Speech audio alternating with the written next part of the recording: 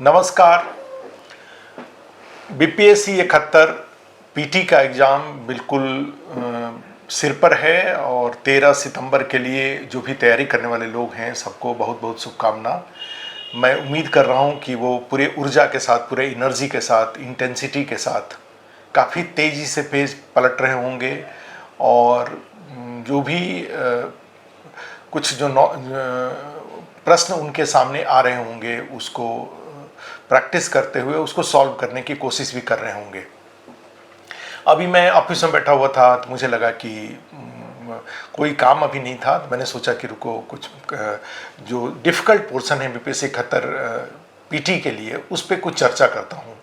और उस क्रम में आपके बीच में अभी जो ये जो वीडियो जा रहा है, इस वीडियो में जो साइंस एंड टेक्नोलॉजी है उसके कुछ इंपॉर्टेंट इशूज़ हैं उसको आपके बीच में डिस्कस करता हूँ जो एग्ज़ाम के लिए इम्पॉर्टेंट है।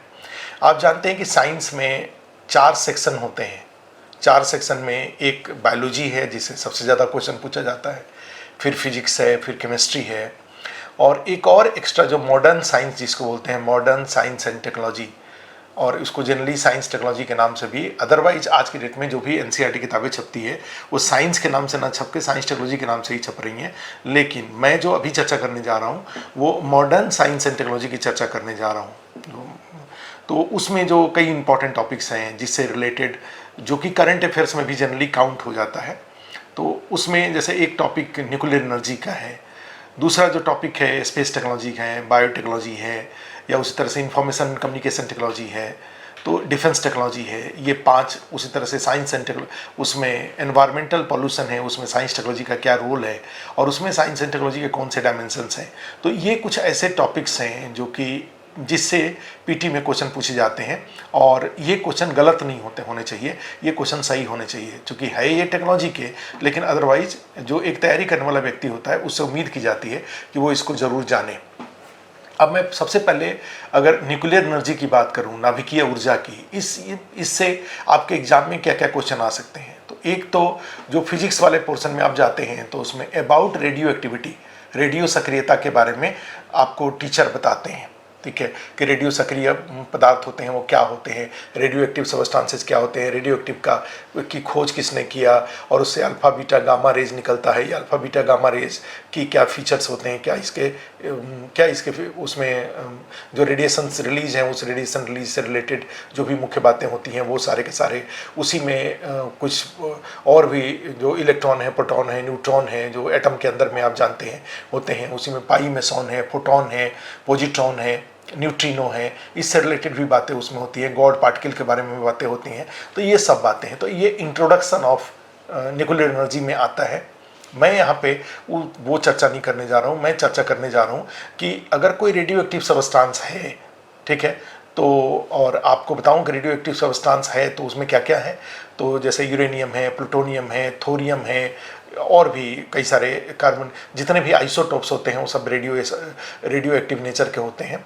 तो इसमें से जो भी रेडियो एक्टिव सबस्टांस हमारे पास अवेलेबल है तो उसके यूज, उसका कमर्शियल यूज कैसे होगा। तो आप जानते हैं कि एक कमर्शियल यूज करने का टेक्नोलॉजी का तकनीक होता है विखंडन तकनीक या फ्यूजन टेक्नोलॉजी, और दूसरा होता है फ्यूजन टेक्नोलॉजी या संलयन तकनीक, ठीक है।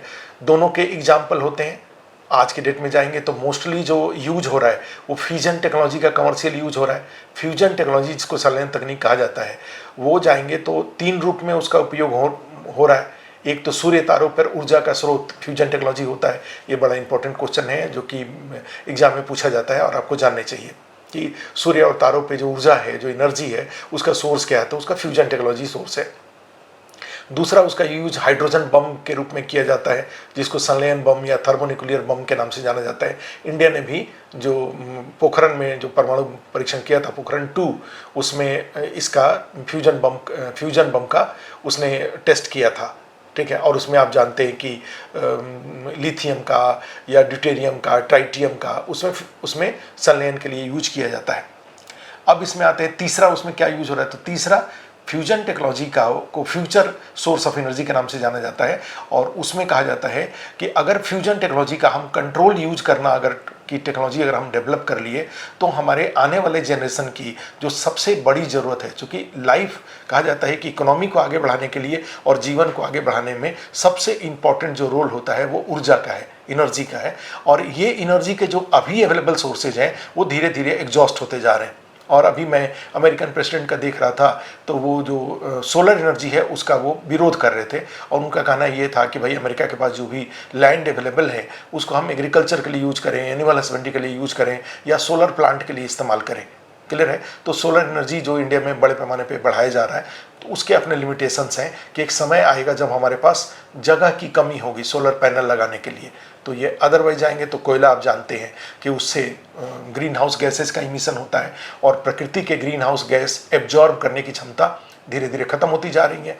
और उसका एग्जाम्पल आपको देखने को मिलेगा, जैसे राजस्थान में बाढ़ आ रहा है, पंजाब में बाढ़ आ रहा है, हरियाणा में बाढ़ आ रहा है, पहाड़ों में इतनी अधिक बारिश हो रही है। और वहीं बिहार में एकदम सीवियर डेफिशिएंसी है बारिश की, -19% का डेफिशिएंसी है बिहार में। बाढ़ की समस्या तो बिहार में है, क्यों? क्योंकि नदियों में पानी, पहाड़ों में जब बारिश होगी तो जो भी नदियों में पानी आएगा वो पहाड़ का पानी नदियों में आएगा और नदी गंगा नदी से होते हुए फिर बिहार उसको जाना है और डूब क्षेत्र बढ़ेगा काफ़ी बड़े पैमाने पे। लेकिन बारिश बिहार में नहीं हो रही है, जो लेटेस्ट डेटा है उसके अकॉर्डिंग -19% का डेफिशिएंसी है बिहार में।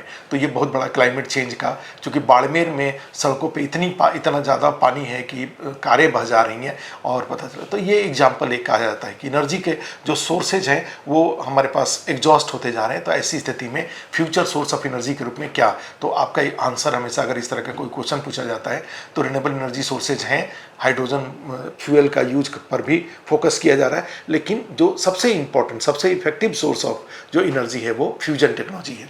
आप उसको टिक करेंगे। तो अब यहाँ पे है कि लेकिन उसके लिए बड़े पैमाने पे काम हो रहा है। गांधीनगर प्लाज्मा रिसर्च इंस्टीट्यूट है, उसमें फ्यूजन टेक्नोलॉजी को लेकर के रिसर्च किया जाता है। और आप भी जानते हैं कि ग्लोबल लेवल पे ITER, international thermo energy experimental reactor, जो साउदर्न फ्रांस में इस्टेब्लिश किया जा रहा है, इंडिया भी उसका पार्टनर है। ठीक है, तो इंडिया भी उसका मेंबर है। इंडिया भी फाइनेंशियल और टेक्निकल दोनों कंट्रीब्यूशन कर रहा है। और कहा जाता है कि ये रिएक्टर अगर सफल हो जाता है, ठीक है, तो उससे जो हमें टेक्नोलॉजी प्राप्त होंगी उस टेक्नोलॉजी को यूज करके, चूँकि हमारे पास जो फ्यूजन टेक्नोलॉजी के लिए जो ड्यूटेरियम चाहिए और ट्राइटियम चाहिए, इसकी कोई कमी नहीं है, ये हमारे पास है। और इसमें कार्बन इमिशन भी नहीं होता है और रेडियो एक्टिव रिलीज भी कम है, इसमें नहीं के बराबर है। तो ऐसी स्थिति में इसको यूज करके हम अपनी एनर्जी की रिक्वायरमेंट को पूरा कर सकते हैं। तो फ्यूजन टेक्नोलॉजी के बारे में ये बातें थी। अब इसमें जाते हैं फ्यूजन टेक्नोलॉजी। फ्यूजन टेक्नोलॉजी में आप जानते हैं कि उसको कई विखंडन, एक हेवियर न्यूक्लियाई को तोड़ करके फिर उसको कंट्रोल यूज करने की कोशिश की जाती है और अनकंट्रोल यूज भी होता है। यहीं पे दोनों में सबसे बड़ा डिफरेंस ये होता है कि पहले तो फ्यूजन और फ्यूजन में डिफरेंस बताएं तो फ्यूजन में एक हेवियर न्यूक्लियाई को तोड़ा जाता है और फ्यूजन में एक 2 या 2 से लाइटर न्यूक्लियाई को जोड़ा जाता है। फ्यूजन में जा रहे हैं तो जो हेवियर न्यूक्लियाई को जब तोड़ते हैं तो वहाँ पे 2 तरह की टेक्नोलॉजी यूज होती है। एक टेक्नोलॉजी यूज होती है अनकंट्रोल्ड, दूसरा है कंट्रोल्ड। तो जो कंट्रोल्ड है उसका सबसे बड़ा एग्जाम्पल, 2 सबसे इंपॉर्टेंट एग्जाम्पल जो हमारे डे टू डे लाइफ में यूज हो रहा है, एक हो रहा है एनर्जी, बिजली पैदा करना, और दूसरा होता है रेडियो आइसोटोप्स के रूप में एज ए न्यूक्लियर मेडिसिन के रूप में यूज करना। ये दोनों के दोनों इंपॉर्टेंट है। मेंस का टॉपिक बड़ा होता है, लेकिन अदरवाइज आज की डेट में कहा जाता है कि 31 मार्च 2025 के अनुसार जाएंगे तो भारत में जो टोटल इलेक्ट्रिसिटी जनरेशन हो रहा है थ्रू न्यूक्लियर एनर्जी वो 8,800 मेगावाट है। और टोटल 25 रिएक्टर देश के विभिन्न भागों में स्थापित हैं और वो कार्यरत हैं, ऑपरेशनल हैं। ठीक है, 8 न्यूक्लियर टोटल साइट्स हैं जहाँ पे ये सारे रिएक्टर्स काम कर रहे हैं। और सबसे न्यूक्लियर साइट्स की बात करें तो उसमें आप जानते हैं कि रावत भाटा है, उस सबसे पहले तो तारापुर है 1969 में, उसके बाद रावत भाटा 1972 में, फिर मद्रास एटॉमिक पावर स्टेशन 1980 में, फिर नरोरा पावर स्टेशन 1984 में, फिर उसके बाद काकरापाड़ न्यूक्लियर पावर प्लांट एस्टेब्लिश किया गया था। उसके बाद कैगा कर्नाटक में आया था। उसके बाद जाएंगे तो कुडनकुलम आया था। फिर अब कई सारे नए रिएक्टर्स भी, कहा जा रहा है कि 2032 तक भारत ने जो टारगेट रखा है न्यूक्लियर एनर्जी से इलेक्ट्रिसिटी जनरेट करने का वो 63,000 मेगावाट का है। तो इंडिया काफ़ी एक्टिवली सक्रिय हो रहा है। बिहार की बात करें तो बिहार में जो न्यूक्लियर पावर प्लांट के लिए जो साइट को आइडेंटिफाई किया गया है वो नवादा में है, और नवादा के बारे में कहा जा रहा है कि वहाँ पे हमारे पास जो भी न्यूक्लियर पावर प्लांट के लिए जो बेसिक रिक्वायरमेंट्स है वो वहाँ पूरे हो जाएंगे। तो नवादा अभी प्रिलिमिनरी जो फाइंडिंग्स है उसमें अगर क्वेश्चन पूछता है तो नवादा को आप टिक करेंगे। बिहार में नवादा वो जगह है जहाँ पे अगर फ्यूचर में न्यूक्लियर पावर प्लांट स्थापित होता है तो स्थापित होगा। तो ये हमने टोटल। अब यहाँ पे होता है कि न्यूक्लियर पावर प्लांट के अंदर से रिलेटेड कुछ क्वेश्चन आपसे पूछा जाएगा, तो आप उसके लिए तैयार रहिएगा। और उसमें होता है कि भाई इंडिया में डिपार्टमेंट ऑफ एटॉमिक एनर्जी है, जो कि इलेक्ट्रिसिटी जनरेशन या अदरवाइज न्यूक्लियर एनर्जी के उपयोग के लिए जो नोडल एजेंसी है। और इसका जो हेड ऑफिस है, जो बीपीएससी का एक बड़ा इंटरव्यू का फेमस क्वेश्चन है कि भाई कौन से दो ऐसे डिपार्टमेंट्स हैं जो दिल्ली में ना हो करके दिल्ली के बाहर हैं, तो उसका आंसर होता है एक department of atomic energy Mumbai में है और दूसरा डिपार्टमेंट ऑफ स्पेस वो बेंगलोर में है।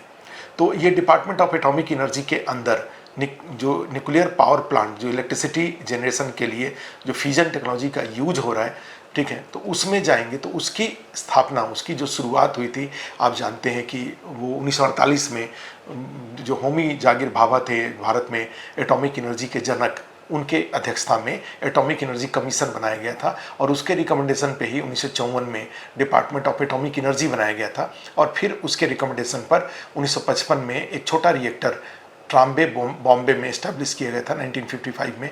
और ये सबसे जो हमारा एक्सपीरियंस मिला था, तो उसके बाद हमने 1969 में अमेरिका से रिएक्टर लेकर के रावत भाटा तारापुर महाराष्ट्र में इस्टेब्लिश किया था। फिर उसके बाद रावत भाटा और जो हमने हिस्ट्री आपको अभी बताई।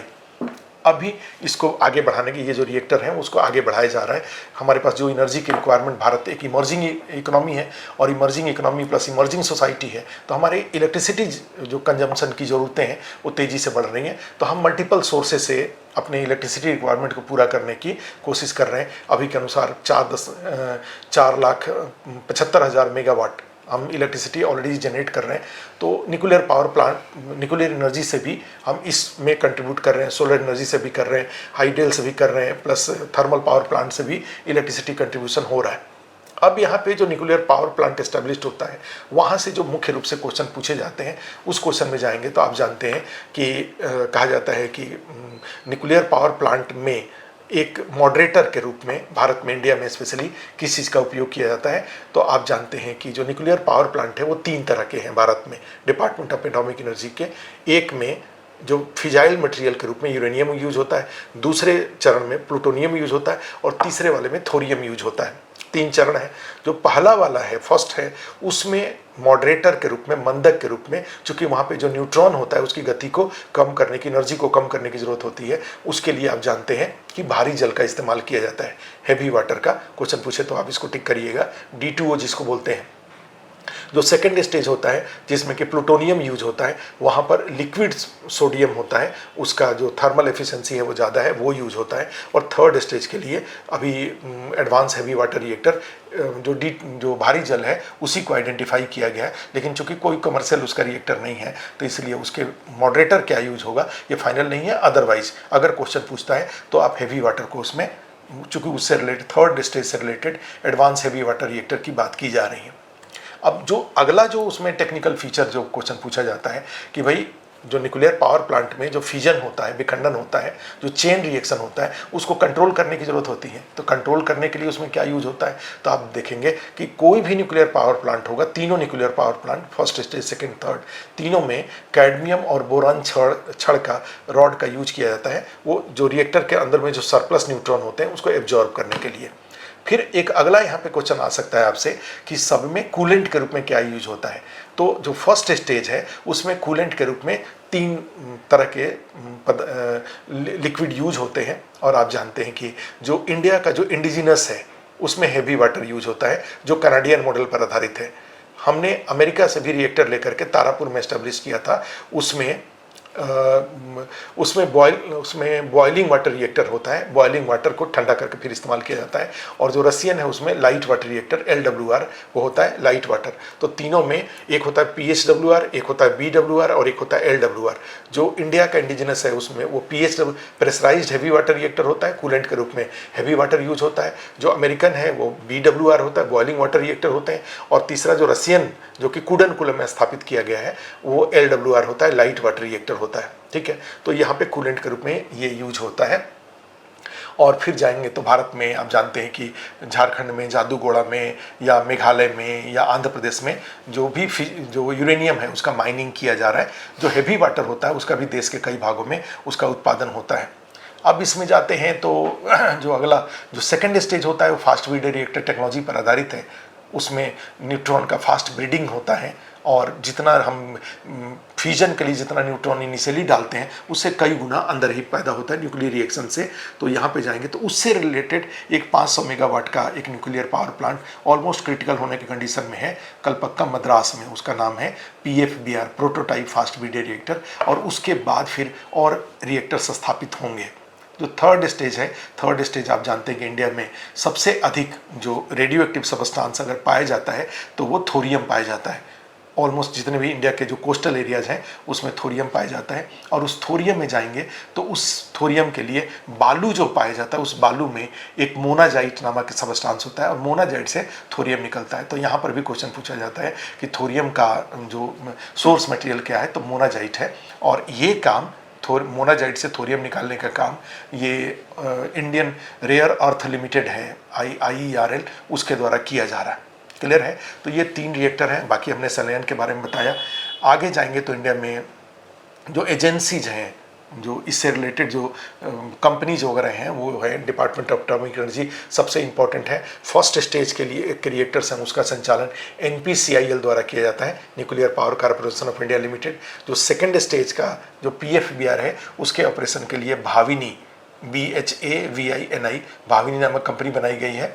और तीसरे चरण के लिए अभी कोई कंपनी नहीं बनाई गई है क्योंकि उसका कमर्शियल यूज नहीं है। भारत में आज के डेट में बहुत जगह पे जो न्यूक्लियर मेडिसिन के रूप में यूज करने के लिए BRIT board for radio isotopes technology उसके सारे सिस्टम काम कर रहे हैं जो आइसोटोप्स का प्रोडक्शन करते हैं और वो विभिन्न हॉस्पिटल्स को देते हैं जो कैंसर वगैरह के इलाज के लिए उपयोग किया जाता है और भी कई जगहों पे यूज होता है। अदरवाइज जाएंगे तो न्यूक्लियर एनर्जी का, न्यूक्लियर रेडिएशन का यूज मेडिकल के साथ, इलेक्ट्रिसिटी जनरेशन, मेडिकल के साथ साथ एग्रीकल्चर के लिए, फूड प्रोसेसिंग के लिए, कार्बन डेटिंग के लिए। और यहाँ पे एक क्वेश्चन पूछा जाएगा कि कार्बन डेटिंग के लिए कौन से आइसोटोप्स का यूज किया जाता है। तो कार्बन डेटिंग में आप जानते हैं कि C14 का यूज किया जाता है। ठीक है, तो ये सब कुछ ऐसे इंपॉर्टेंट PT के फैक्ट्स थे जो न्यूक्लियर एनर्जी से रिलेटेड थे, जो हमने आपके साथ चर्चा किया। फिर जो दूसरा कोई वीडियो साइंस टेक्नोलॉजी के लेके आएंगे तो उसमें स्पेस टेक्नोलॉजी और बाकी के बारे में बात करेंगे। Thank you.